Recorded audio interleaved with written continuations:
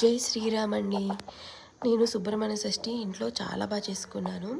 ఆ పూజని కొంతమంది ఆ రోజే చేసుకుంటారు, అలా కాదండి. ప్రతి నెలలో షష్ఠి అని వస్తుంది కదా, అప్పుడు ఆయనని పూజించడం వల్ల ఇంట్లో చాలా మంచి జరుగుతుందండి.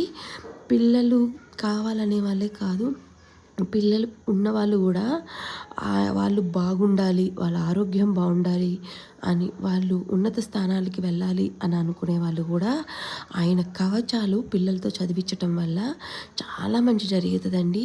ఆ ఇల్లు కూడా చాలా బాగుంటుంది. అలాగే స్కిన్ డిసీజెస్ ఇట్లాంటివి ఉన్న వాళ్ళు కూడా ఆయనను పూజించటం వల్ల వాళ్ళకున్న వ్యాధులు కూడా త్వరగా నయమవుతామండి.